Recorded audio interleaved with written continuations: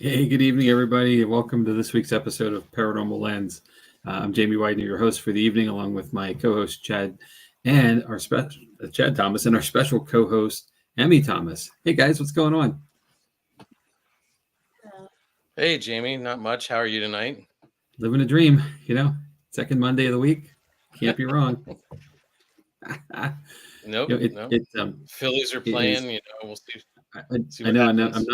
I'm not looking left to check the score at all. Um, so, not at all.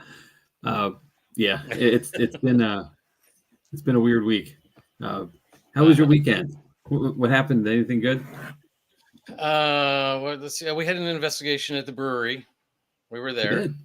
Yep. At the I same worked. time. We did, yeah.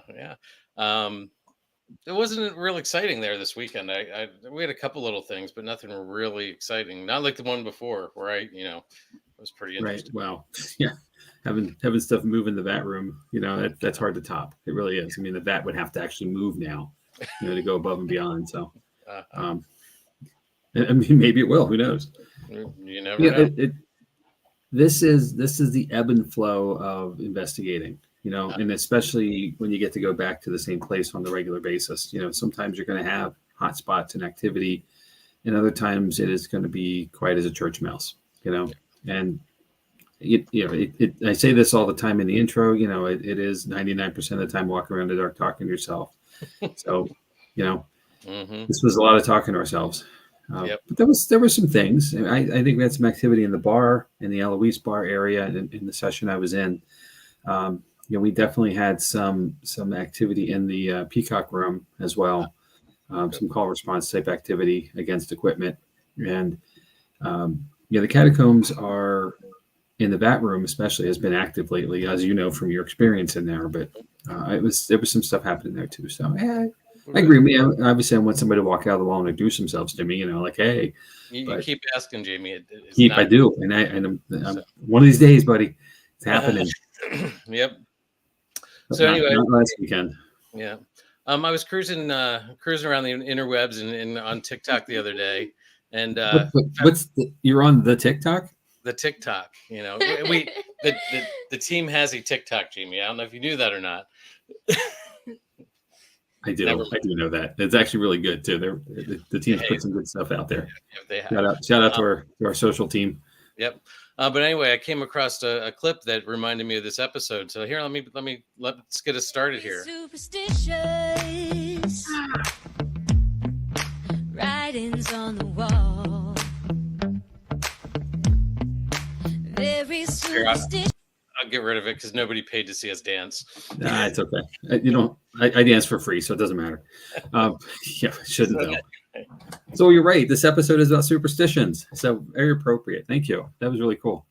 So I've been wanting to do this one for a long time, and obviously I think spooky season is kind of the good tie-in because obviously a lot of things are heightened this time of year. But superstitions are with us all year long, right? They're in a lot of things we don't even think about. Some of the stuff that we actually do on a regular basis is based off a superstition or an activity that we do. And I'm going to go through a lot of them, kind of like going back to the urban legends episode, just rattle off a lot of stuff, and chime in if you're aware or unaware, or you have your own thoughts to it, feel free. But I want to start, as we always do, as I always do, at least, with some definition. So, according to Merriam-Webster, superstition is a belief or practice resulting from ignorance, fear of the unknown, trust in magic or chance, or a false conception of causation. It's one definition. There's three. Next is an irrational, abject attitude of mind toward the supernatural, nature, or God, resulting from superstition. Okay. The last one, I like this one the most. A notion maintained despite evidence to the contrary. Okay. Oh, wait, say that one again. See the head tilt, right? So the contrary is that, and think about what we're going to talk about here. Think about like what this is. So if you do or do not do a certain thing, an action will happen. Okay, and I'm not going to give too much away because obviously I have a lot of these to go through, but or a certain thing it's a cause and action thing as well. So Okay. let's get into them, right? Does that make sense so far? We're good? Yep. Okay, cool. Okay, so some common superstitions. Itchy palms. Okay, we've all had itchy palms, right? So if your right palm is itchy, you're going to meet someone new. If your Okay. left palm is itchy, money is coming your way.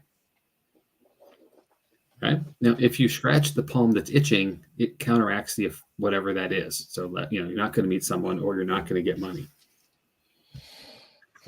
So can I put powder on my hands instead? Yes, you sure can.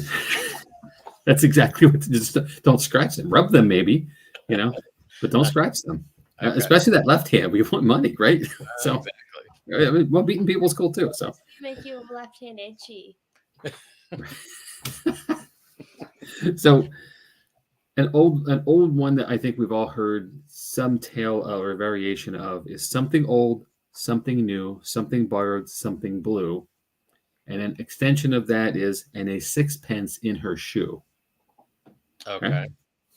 So it's a wedding chant from the Victorian era. So that's where we hear it, right? That's the lead up to the wedding for the bride to have these things as a good omen, to have a kind of a healthy marriage, a prosperous life going forward with their spouse, just happy times ahead. So the old is to stay connected to the bride's past. New means optimism for marriage, the new thing. Borrowed things come from a friend and associated with good luck. Blue, I found this rather interesting. Blue was the Roman color for love and loyalty. And the sixpence was another good luck charm because, weddings are expensive and you need money. So, Right. Isn't that, I want to say that's British currency? Yep.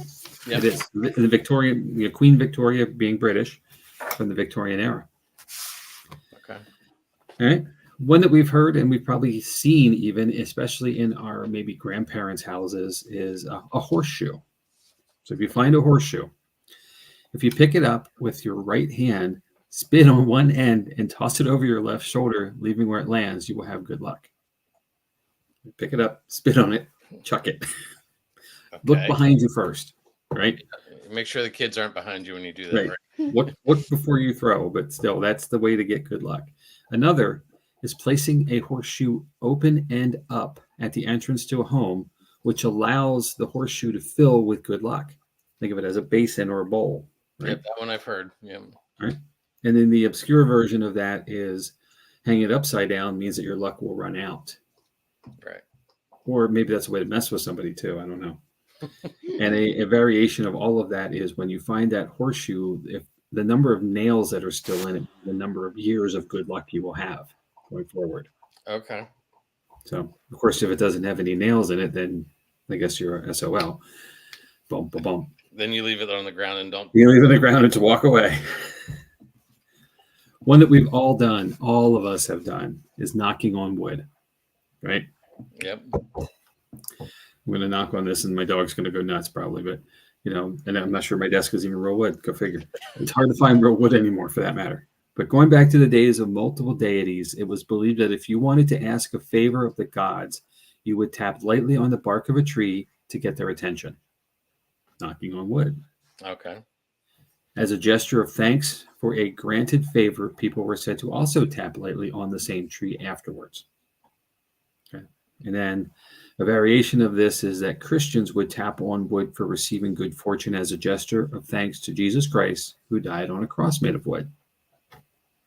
Okay. So interesting. And that shows you how, this goes back in time. Mm-hmm. And, multiple days, it's gosh, who knows how long ago that was, thousands of years ago. So these things have been around for a very, very long time. One I think probably everybody has done, tossing spilled salt over your shoulder. Yep. Right. I haven't done that. You have? I haven't. Well, okay. You're going to know why you should now then. So salt was once such a valued commodity that it was believed to be worth its weight in gold. Okay. Mm-hmm. And when any amount of salt is spilled, take a pinch and toss it over your left shoulder. The superstition is that doing so will drive away the evil spirits attached to the spill that may want to cause harm to the one who spilled. because there's no reason you would ever spill salt because it's so valuable that Right. something evil had to make you do it. Okay. Something everybody does every day. Saying God bless you when someone sneezes. Mm-hmm. Okay. Yep. Up to the 6th century, people congratulated everyone who sneezed because it was believed they were expelling evil spirits. Okay. So the sneeze, was something you're kicking something out of your body that was bad. Uh-huh. The Romans believed that a strong sneeze could expel your own soul, and saying bless you would keep it safely at your home until you could come back to it. Okay. Hey, I'm just going to interrupt real quick because Tim Yeah. has a comment. He said he usually tosses salt over the shoulder to get rid of the person looking over his shoulder. And he says it's very lucky because it works well. If you toss the whole shaker, it hurts them more too. So Going back to what you're starting to say about sneezing and stuff, Mhm. I forget the saying that they say in French, but I know that they believe that they used to believe when you sneezed, your heart stopped, and if your heart stops 3 times, you would die. So Interesting. Okay. Mm-hmm. All right. And in the spirit with the Roman era too, this is also where blessings were followed by the sign of the cross, just for good measure, to make sure your soul was safe until you could get back to it. So Okay. this one I knew about, but I didn't understand why. And this is also the fun of these kind of episodes is you get to dig into some stuff. But one that we know not to do is walking under a ladder. Okay, bad luck. And here's why. it's like This is where I found really interesting. The shape of an open ladder is a triangle. Okay. The mythical belief, if you walk through a triangle, you tempt the fates and risk awakening spirits that live within the triangle, some of which may be evil. To counteract the bad luck, place your thumb between your index and middle finger and hold it for 5 seconds, or cross the fingers of both hands while calling the sign of the cross to protect you from evil. Okay? Or just don't walk under the ladder. Right. But it in the even a leaning ladder technically is an isosceles triangle, right? The odd angle. So we think about ladders being folding ladders that expand, and that's clearly a triangle. Mm-hmm. But even leaning ladders against the wall still form a triangle. Hence, it's bad luck to walk under them because you don't want to tempt the fates. Mm-hmm.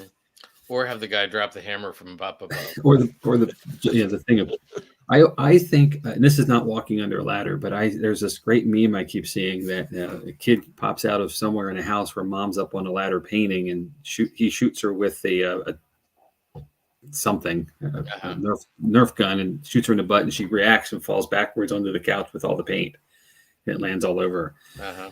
And of course, the kid runs off. I don't know if it's real or not. It's hysterical. If you see it, if you've seen it, you know what I mean. If not, look at it. Just Google it. It's hysterical. So while we're paused for a second, Albert had another one on the horseshoe.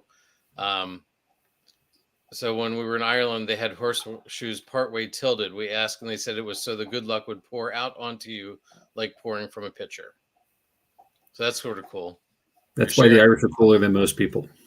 They're sharing their good luck. Yep. So. And there's enough to go around if you're Irish. True. Right, Bert? Right? Okay. Breaking a mirror. Hopefully we've never done this. I've done it. So I've got, I know. But back in the day, mirrors were thought to be reflections of the soul. Breaking a mirror was therefore thought to be harmful to the person breaking it. To break the effect, pun intended, you must take the mirror outside and bury it in the moonlight. Not in the daytime. You have to take it out at night and bury it. Interesting, right? I would never think I'd just sweep it up and throw it in the trash. Well, yeah. Never again. I'm going outside. The next one is, go ahead, Em. Was that? I just would be confused if you did that. Well, true. But we'll be okay. So the next one is near and dear to us who are paranormal folks. And it is Friday the 13th. That's my favorite. Why is it such a big day? Right? So it starts with a biblical reference. And the fear of the number 13 goes back to Judas Iscariot being the 13th guest at the Last Supper. Okay. And then Jesus was also believed to have been crucified on a Friday. Right, the 13th guest, things that came from his being from all the stuff there, put the two together, and bam. Okay.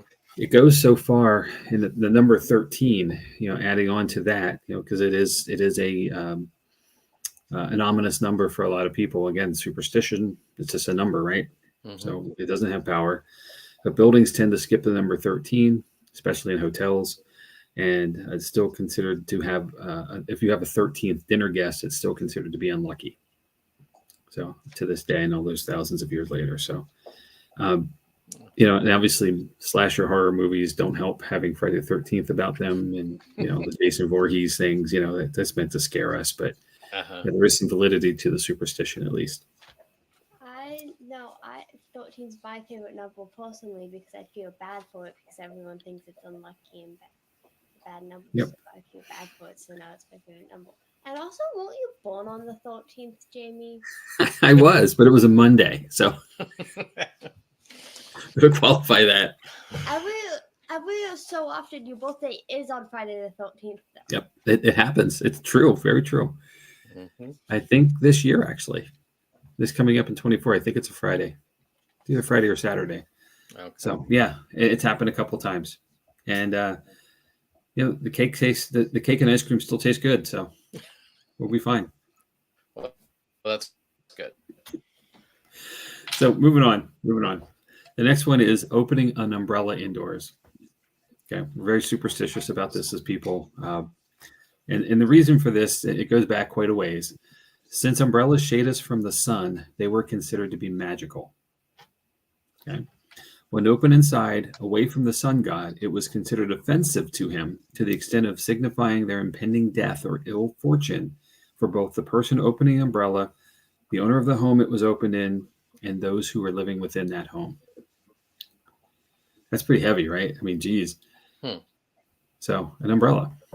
Now, I have open umbrellas indoors forever. I find it interesting. Right. Now, you said it's the sun god, right? Yes. Mm-hmm. And there is no reference to the exact god that means. It's interesting that we really don't use umbrellas for the sun. Well, people do. Right, but we don't use it for the rain, or we use them more for rain. Yeah. But people do in the summer. I've seen it. People walking in the streets of, especially it's an Asian thing, and I think a European thing. Here in the States, I don't think we do this very often. But I have seen a few folks doing it. And actually, I saw somebody the other day doing it, which was like not really a rainy day, not really a sunny day. Just a day I saw a woman walking down the sidewalk with an umbrella up. And does she know something I don't know? Mm-hmm. Is it going to rain? And but nothing happened. But yeah, opening umbrella indoors is a thing. So speaking of spooky season stuff, and I'm glad I see Dave, our good friend Dave Deramiti. Hey Dave, popping in. So here's one that I think is appropriate now that Dave's with us. Black cats. Okay. So based on the Dark Ages belief that witches were kept as cats as companions is part of this, right? So witchcraft, cats, they kind of go hand in hand. Spooky season is upon us. You can't get anything that doesn't have a witch with a cat. Some believe that black cats could turn into witches or even demons once they reach the age of 7. And why 7, not 6, not 10? Apparently 7's the sweet spot. So you got a 7-year-old cat, you got to watch out. Isn't 7 a magical number? What's that, Em? Isn't 7 believed to be a magical number? Likely is. Good. The next one, breaking a wishbone. Okay, we've all done this at the family event somewhere along the way. It comes out, and there's the tussle between two burly people to figure out who's going to have it and get all the good luck for the new year. This goes back to the 1st century, where Romans were said to fight over dried wishbones because it was believed that the person with the biggest piece would have their wishes come true. So that has carried for a very long time, that idea. Yep. Also, there's some power in this because bird bones were also used in the divination practices, with bones being thrown and the patterns interpreted by soothsayers. So having the biggest piece would give you a different read than a smaller piece would. Here's one I think everybody does every time their sports team goes on the field, right? So we're talking about the Phillies a minute ago, and probably something we do when somebody's about to do something that we're kind of a little nervous or leery of, and that's crossing your fingers for luck, right? Make the kick, get the hit in sports, but also don't back into that trash can learning to drive kid. Not that I'm Are worried you about that. talking from experience? A little bit. Speak. So Hey, this goes. Jamie, speaking of Phillies, they're up 2-1 now. All right. So the crossing your fingers for luck goes back to early Christianity when two people would cross fingers with each other to show the support of the person who need to make a wish. So two people crossing this way, so holding hands, and people still do this, right? When you want to show support, you hold their hand. So it's just moved away from hands to fingers, and now it's moved through time to the person doing it with themselves or by themselves. Now, I've heard a variation of this that I, as I was growing up, that if you cross both fingers, it won't come true, whatever you're wishing for. You can only do one. Okay. So, I don't know. This somewhat relates, but I've also heard like crossing your fingers behind your back means they're lying. Ooh, I like that. It's possible. So. I think I hold that, but I think I hold this in like kindergarten, so I could be wrong. You're closer to kindergarten age than I am, so I believe you. That was like 9 years ago. It's a little, still closer than I am. Or either of us. Either of us, right? Okay. So here's one in the paranormal world. We have thoughts about this, right? So, but it is literally a superstition as well, and that's placing two mirrors facing each other. Okay. So what this does is it creates an infinite reflection, which is believed to open portals for demons to enter our realm, or even a doorway for the devil himself to enter. So we never cross mirrors, never face them together. And Well, okay. What about on an angle? I'm sorry, I didn't hear you. What about on an angle? Because I know in like some I forget what it's called. Speak up. I forget what it's called, but it's like the thing that you used to see around corners that it there's two mirrors in it. Right. Well, I'm going to say this. I'll say it this way, So when you look at a superstition, and I'll get to this at the end as well, but a little bit more detail. But it's what you choose to believe too. Because it's not exactly a factoid thing. When we go to the brewery, up to Booby's Brewery, there are a couple rooms actually that have mirrors that face each other.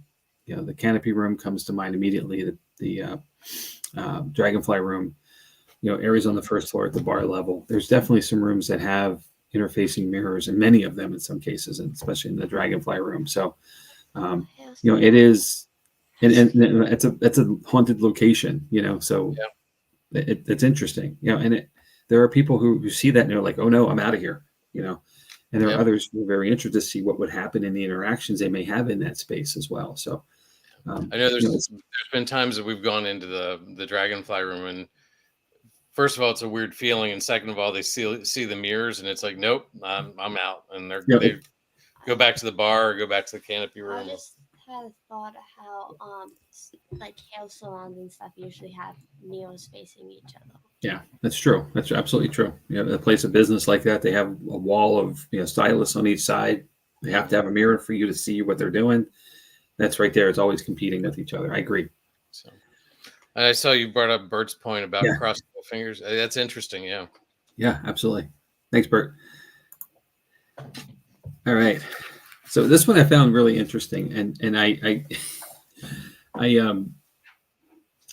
can't say I've never done this, but I don't recall doing it. But there was a superstition that you should never go straight home after a funeral or a wake, because it is believed that a bad spirit may follow you, and when you stop somewhere first, it's believed that you can shake them. So, going, after a wake, everyone tends to go to a bar right? I think of that immediately. The Irish love to drink. But after a funeral, going home immediately, the spirits at the funeral may come with you. And I never really thought of that before, but it might make some sense. I mean, in the same way that it makes sense for us to cut ties when we leave a paranormal investigation. We don't want an attachment of something we may have engaged there that likes us enough to want to come with us, to leave with us, or come home. And we joke about this all the time. I'm told I'm not allowed to bring anything home with me. So I'm not joking. I shouldn't say it that way. I'm not allowed. So I know I do that practice, but when we tell our guests to do so, but we never know if they actually do it or not. So. And we have an investigator or two on our team who have brought some things home with them that takes some work to remove and get back to normal. So are you saying the other choice though is to stop at a bar on the way home from an investigation? That's always a choice, right? Well, not the time we get home, we get done. So this is true. What's happening at 3 a.m, but also, don't you have to drive? This is true. Yes, that's true. That's true. So one I thought was interesting, and that is never cheers glasses up with water.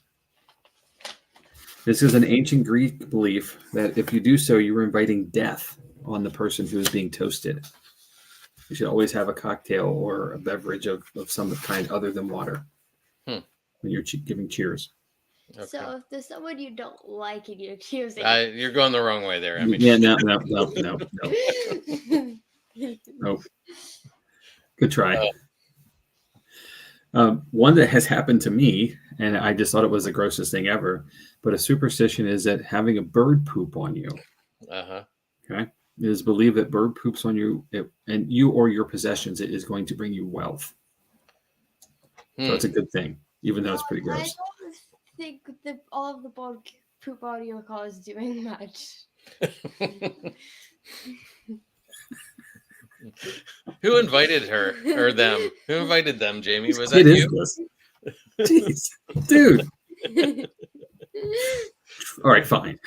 The stuff actually, and to be fair, the stuff on my car is the berries falling out of the tree we parked under. So it's a little different, but you're right. It has happened and it's not working. So we need to find better birds. We need to move to a better neighborhood with better birds. All right. Another one is, and this one I need you to cue the Disney music for, but when you wish upon a star. Okay.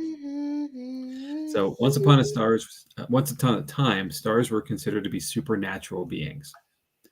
And then wishing to a supernatural being is wishing for a god to give you a favor, much like knocking on wood, that would bring you good luck. So wishing on stars are still a thing, right? Right. Twinkle, twinkle, little star. How I wonder where you are, or shooting stars, which we know are really now we know are not stars themselves, but rather meteorites falling. Is if you have the good opportunity, opportunity is the right word, to see one, you to make a wish as well, and hopefully it would come true. So I got a couple here I'm going to burn through kind of quickly without some definition. These are ones that are really common. If your ears are burning, someone is talking about you, right? Yep. If you look at a clock and it's 11:11, either AM or PM, and you make a wish, it will come true. Okay.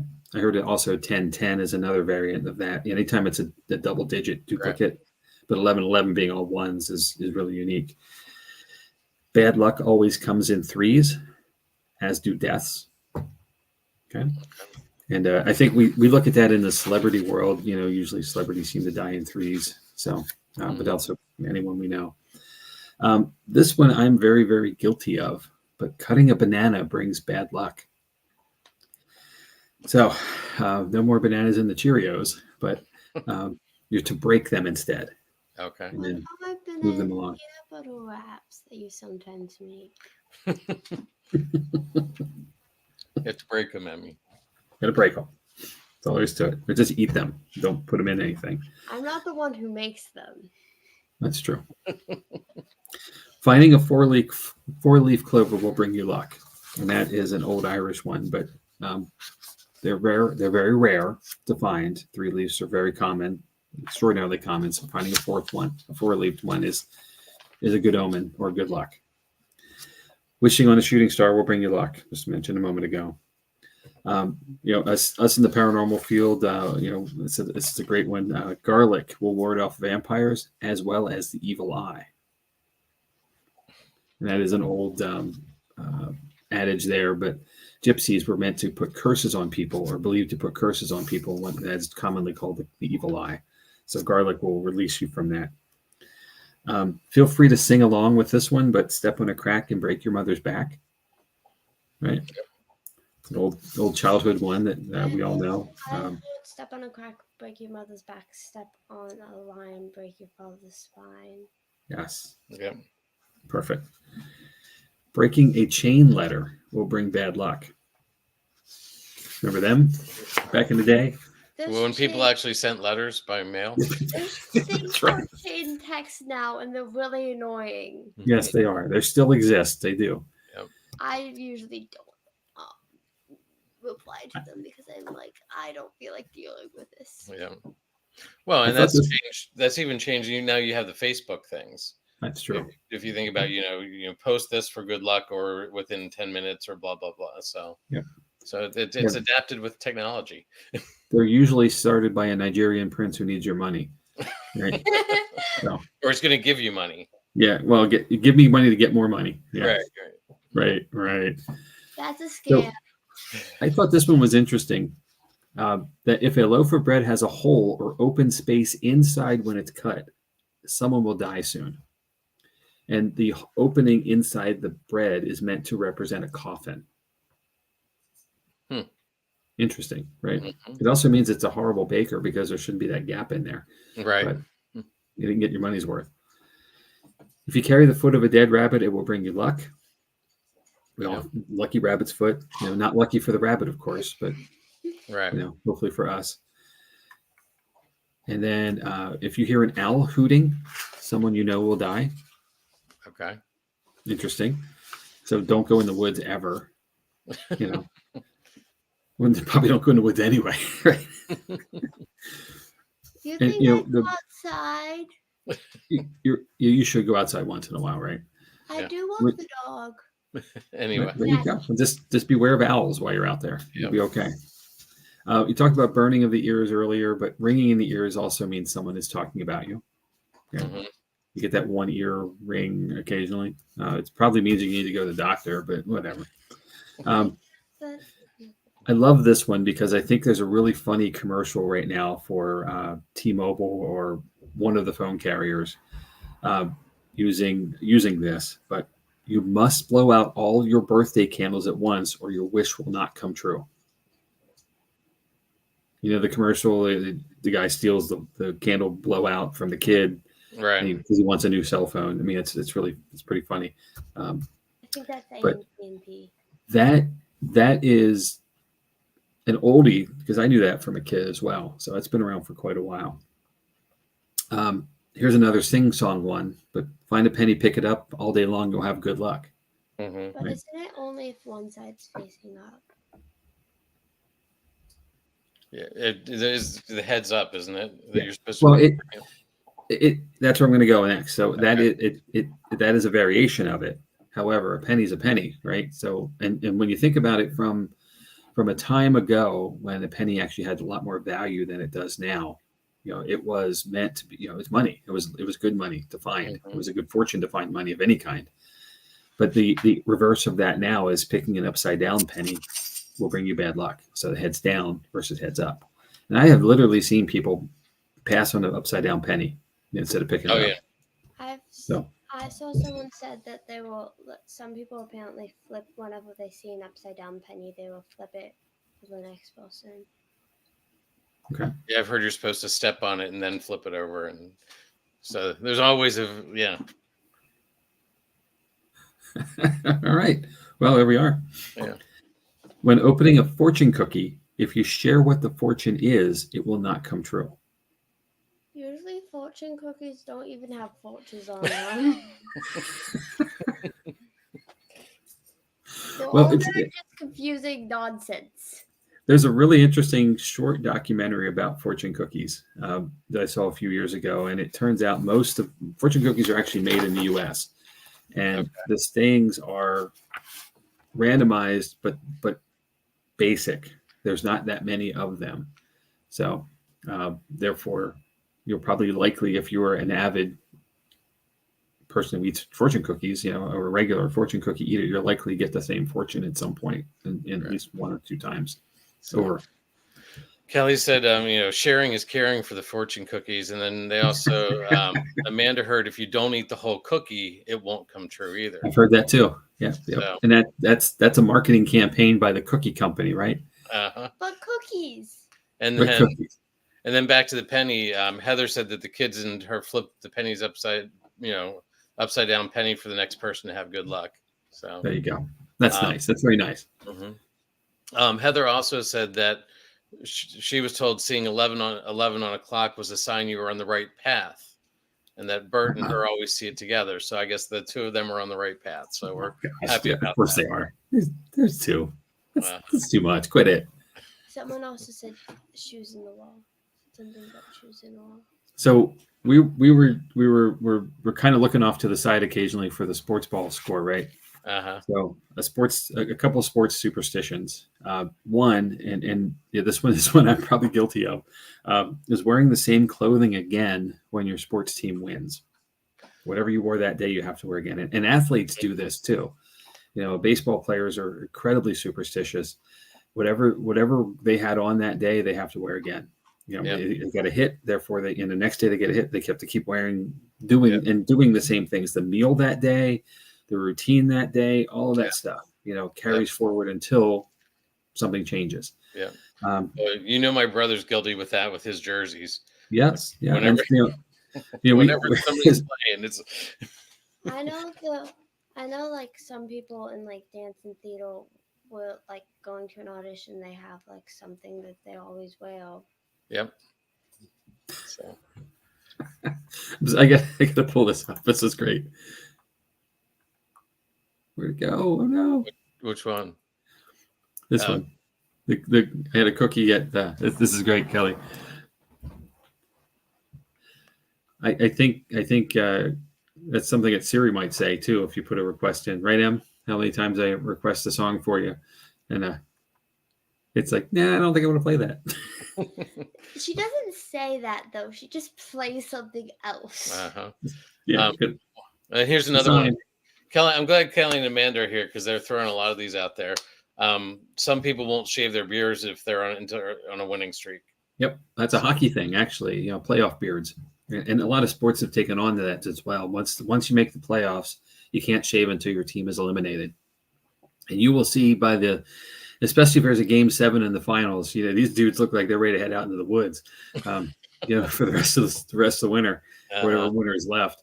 They're mountain men out there. I imagine they have to get longer chin straps or something to get all that hair underneath. But the helmets and the haircuts too. You don't get a haircut as well in hockey until you're done the playoff run. So it's quite interesting. It's a thing though, and superstitions have some power and some if everybody's doing it, we're all going to be okay. As soon as somebody breaks a tradition, then we're hosed. So keep it going.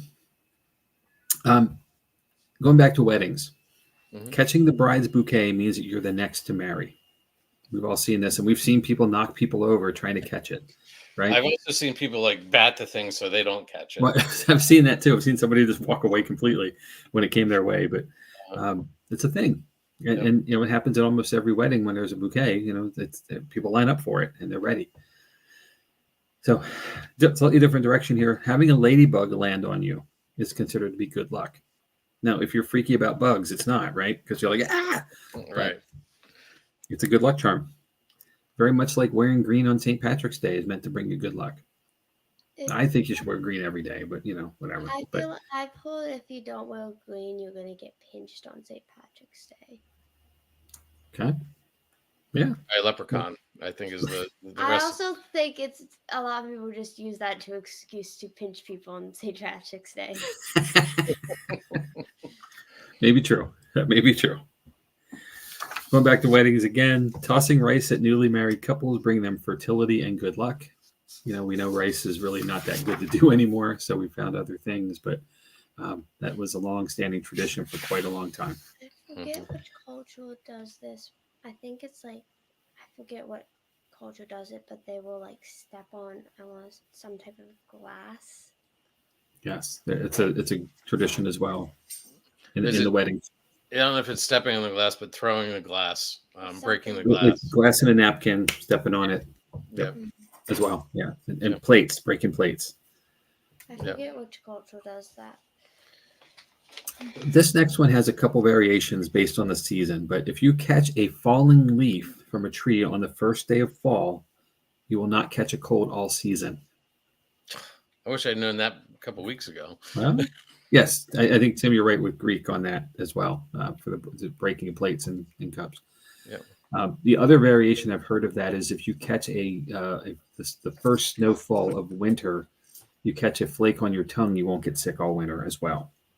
Mhm. So you Jewish have that to look forward I to. thought it was something with Judaism. There we go. Okay, one that's coming up in a couple weeks. Eating pork and sauerkraut on New Year's Day will bring good luck all year. Okay, and being here in PA Dutch country, that's pretty much a standard meal anyway in the area. But with it, there's a variation in the southern states that if you eat black-eyed peas on New Year's Day, you'll have good luck all year long as well. Mm-hmm. And having a southern grandmother, I think I've done both in the same meal, so I think I'm good. And last one, at least for now, that I'm going to share. I'm going to turn this over to Em in a moment. Whistling while passing a graveyard will scare away evil spirits. Okay. So we know something about passing graveyards, don't we? Oh, we do. We do. We do. Okay. Mhm. We'll get to that. We'll get to that one. So one of the reasons I wanted Emmy to be here tonight is that she is one of our 2 resident thespians in the family. And as I was preparing this episode, we were chatting about it, what it was going to be. And Em started sharing with me all of these theater superstitions right away. Like bam, right off the top. So as I dug into this more, I thought to myself, as I found more and more and more, I thought, it's probably a good idea to see if Em wants to join us and share these with us. So, my dear friend, I'm going to turn this over to you. I need you to speak clearly, though. Okay, make sure we can hear you. But it is yours. So go. The first one I'm going to talk about is saying break a leg instead of good luck to avoid jinxing the performance. Yep. Though a couple of people I've heard a couple different excuses why you say it. I heard some people say because like the actors in a show are called the cast, and you need a cast. You put a cast on a broken leg, right? But I forget where I saw it, but I saw something was talking about how it could come from ancient Greece where they would stomp if they liked something, and if they stomped a lot, they would break their leg. Okay. Or another theory that it came from, what's it called? The Renaissance, where they would slam their chairs if they liked it, and if they slammed their chair so much, they would break the leg of their chair. All right. Let me throw one more at that for you, Emmy. In the days of vaudeville, you had a lot of performers who were backstage, and you didn't get paid until you went on stage, and the curtains on the side of the stage are called legs. Oh, yeah. So if you didn't break the leg, you didn't get paid for the night. So that's so break the leg is a way of wishing good luck because of that, is one thing that I've heard. So there's that one. What's up next, Emmy? A general rule of thumb in theater is avoiding having meals, real flowers, jewelry, blue or yellow clothing, or peacock feathers on stage. Blue, I know the meaning behind some of them. There's some I don't know exactly why, but blue, some troops that were like acting troops for a while that were going out of business. Blue was expensive at the time. Was somewhat expensive at the time. Also, also goes to silver. They would get a bunch of gold, blue, and silver stuff, even though it's expensive, to get people's attention. Okay. And they would then put themselves out of business by overexpending and not getting revenue back. Yep. Okay. What's next?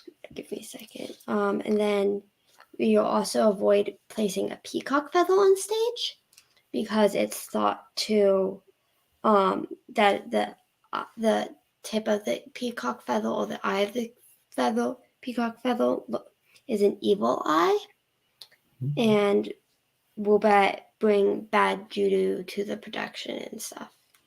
Okay. And then you, if you ever go in theater when most of the lights are off, there's this one light on stage called a ghost light, and there's always some type of light on in the theater. That's why there's a ghost light. It is said to that it helps ward off evil spirits and appease the theater ghosts. But the more practical reason, being the technical side, is a stage is typically a big drop off the front. So if someone's walking across the stage in the dark, you don't really want to hit that edge and not know it's there. So plus, there's a lot of times there are props left on stage and other articles that could be tripped over.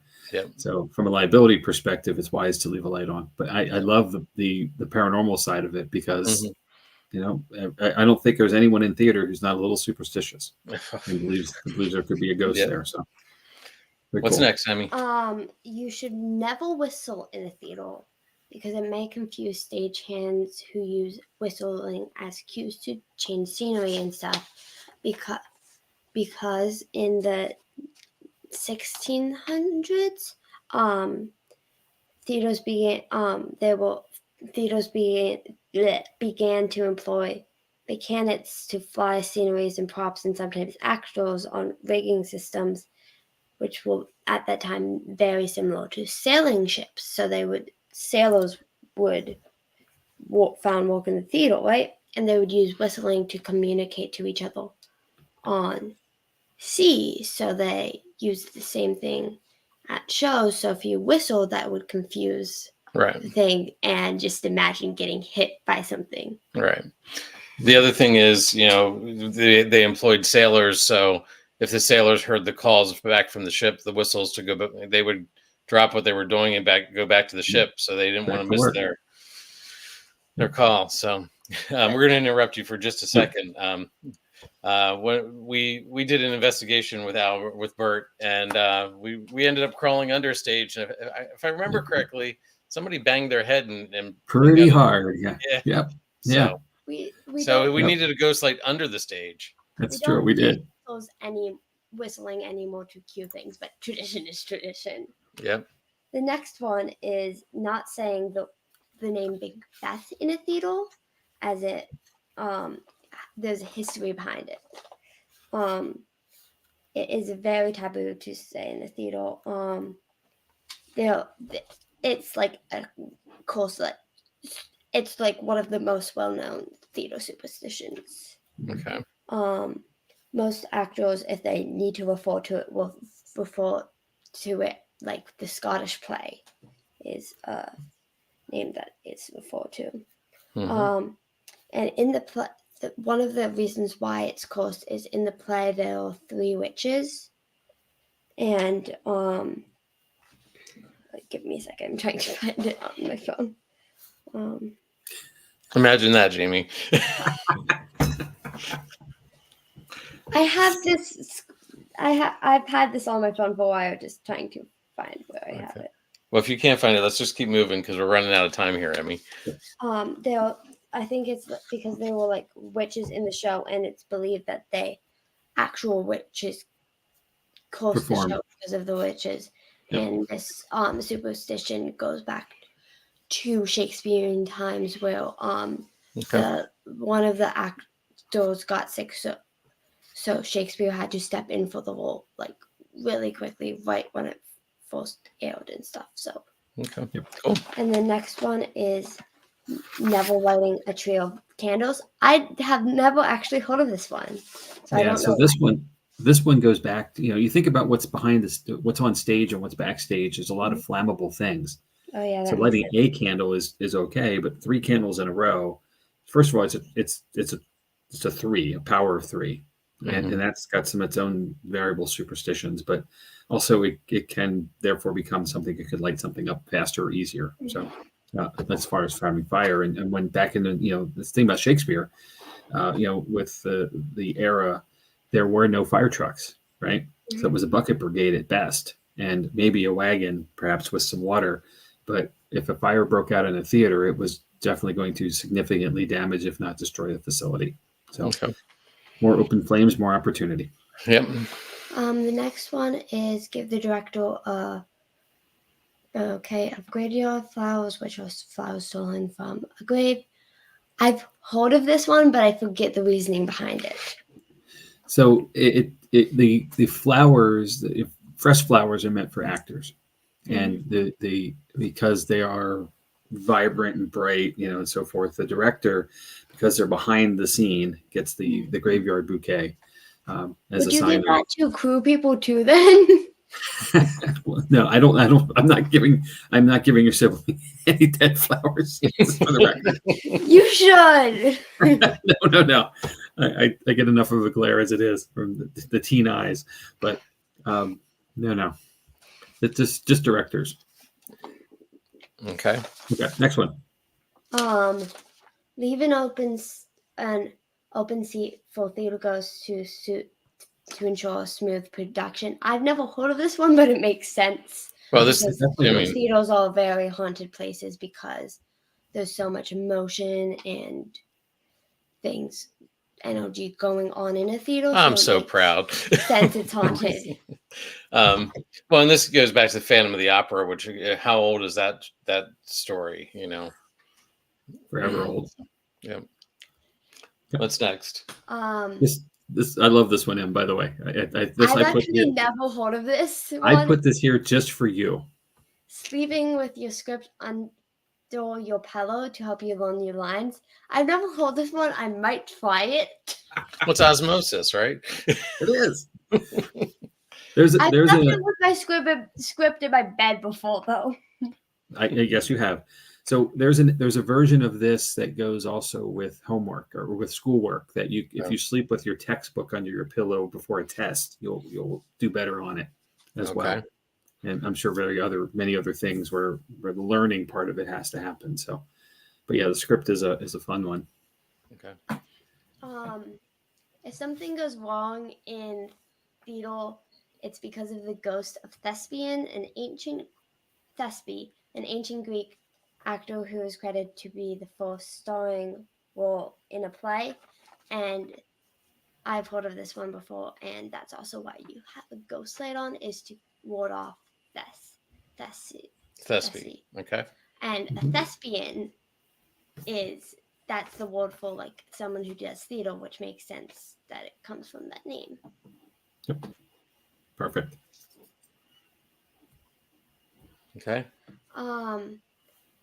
A bad dress rehearsal means that you'll have a great opening night, and there's science behind it because there's somewhat meaning behind it because it's the last run before performing it, so you're tired and anxious and have all these emotions going on and just don't have as much energy as you do on opening night when you have that adrenaline, that final push. Okay. But I do want to say the inverse of that is also possible, because if you have a great opening or a great dress rehearsal, you're so confident on opening night that things go awry. So I've seen that one happen. That's the Murphy's Law moment, right? Mm-hmm. Maybe it can't go wrong, Will. Eating peanuts at a play brings bad luck to the cast. I have not heard of this one. And this just reminds me of when we were in the Nutcracker when I was little. And Jamie would always beware of the nuts. Yeah, man. We keep showing up this place. They have crackers, but never nuts. What the heck? Okay. And then always give flowers after the performance, not before, because giving them before is rewarding something that hasn't been performed yet. Correct. That makes sense. And if they're allergic to flowers, then they get the pollen up their nose, then they're sneezing through the whole show. Bad performance. Yep. So. Oh, and awesome. The graveyard flowers should be on closing night. I just read closing night because it symbolizes death. And It's the end of the end. So don't give someone graveyard flowers on opening night. Okay. All right. Good job, Emmy. Thank you. All right.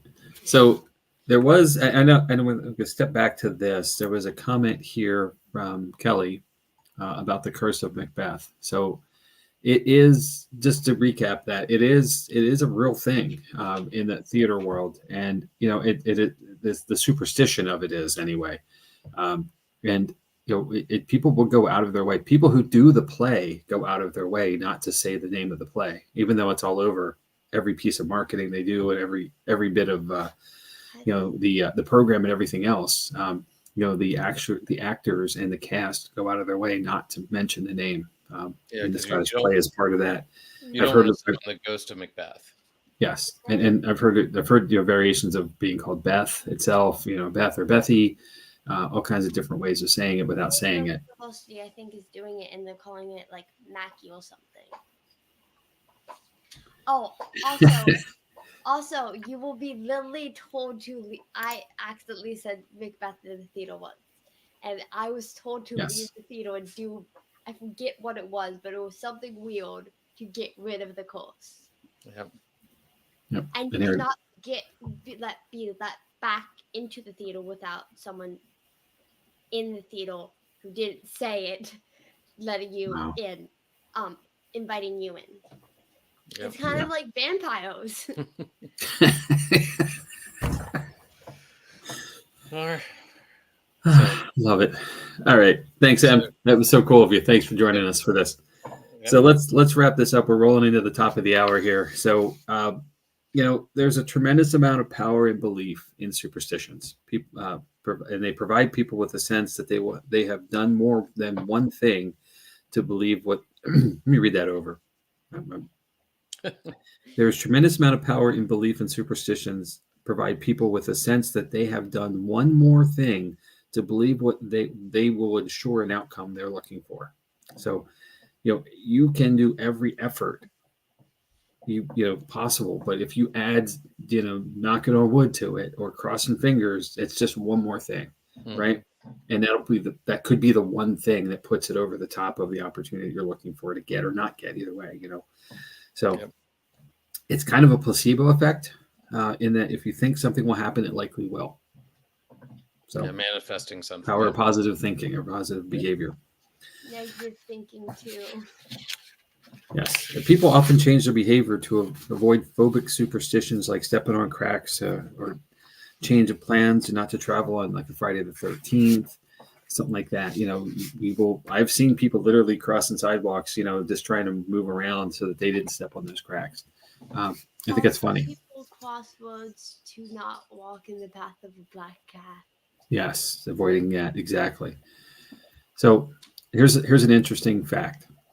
Statistically, women are more superstitious than men, and we tend to lose belief in superstitions as we age, perhaps from experience that the supposed positive or negative effect didn't happen after all. So we tend to be more superstitious when we're younger, and women tend to be more superstitious overall than men.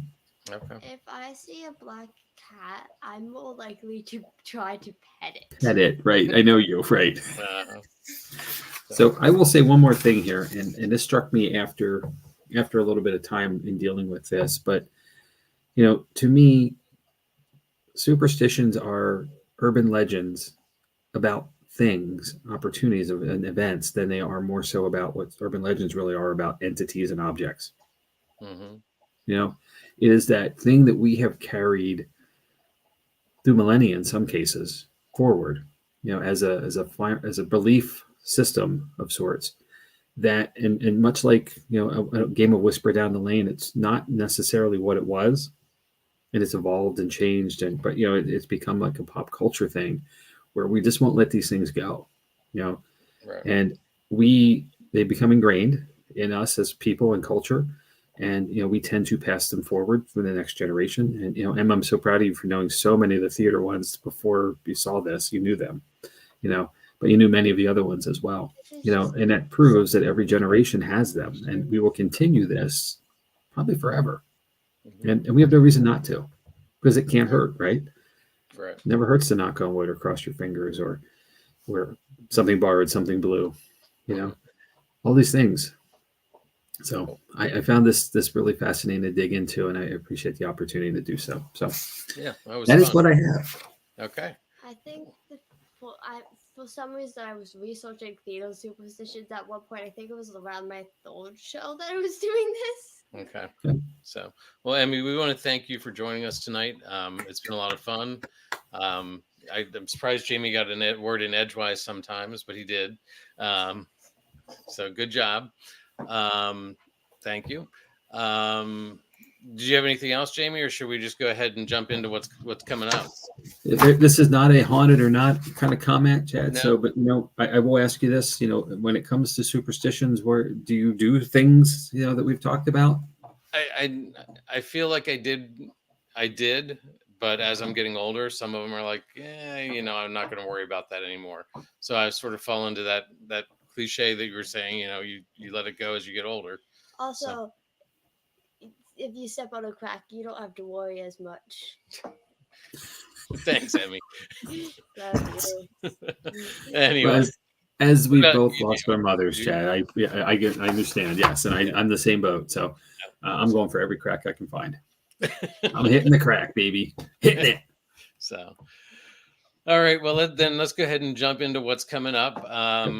Jott-Nyx events. November 4th, we have a public investigation, but I believe the word is that one is sold out.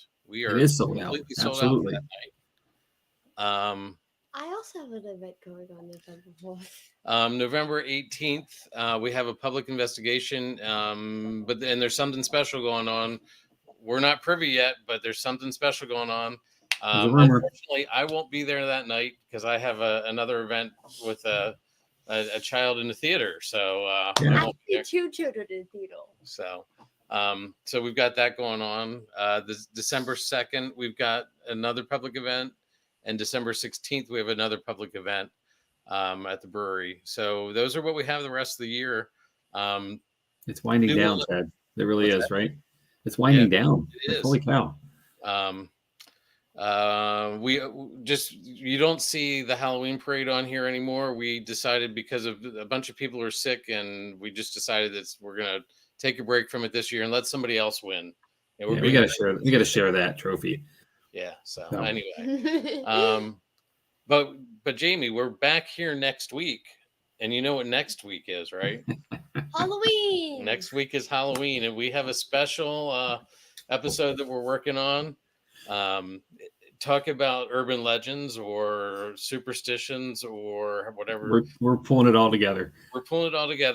I'll just throw it out there. It has to do with the Hansgraf Cemetery. So we're going to talk a little bit about the Hansgraf Cemetery or the Schrock Cemetery, depending. Yep. I think that's the official name of it. But so we're talking about that next week. So I said this before. It's not a secret. We did a thing. And we had a field trip. We did. So you got to tune in to see the rest. Feel about this field trip you two had. So anyway, try to jump on right away next week because there's an intro that you don't want to miss. So yep, true story. So as always, we can't do this stuff without you guys. So thank you, and thanks for all the engagement with all these variable superstitions and thoughts about them. So I really appreciate everybody. And again, leave more comments about more opportunities going forward. With thoughts on superstitions, but things you want to see us do, perhaps too. We're not short on content, that's for sure. There's so much stuff in the paranormal world, but if there is a hot subject or hot topic that you really want us to talk about and present on, we're all ears. We really are. So we're happy to do it. So just reach out. So I feel like Emmy has something else to say, Jamie. I'm also playing a ghost in a show. Pamela's doing puffs, and I'm Mr. Nick, and it's the 17th and 18th of November. Way to get a plug in there, Emmy. Great seats still available. And I forget, and there's also a special sneak peek on the 4th of November, too. if you want to go there too. Kelly, it's Penn Manor High School in Millersville. So Millersville, PA. So it's a little bit of a drive, but I'm sure it's going to be a great show. They do wonderful work. It's somewhat chaotic at rehearsals. So, well, anyway, I'm glad you got that in there, Emmy. Good job. Anything else, Jamie? We're pushing. Oh my gosh. I have not laughed this hard in an episode in a long time. So, Em, love it. Thanks for joining us, Chad. I'm good. Guys, all right. Thanks, everybody. All. We'll see you Have next a great week. All right.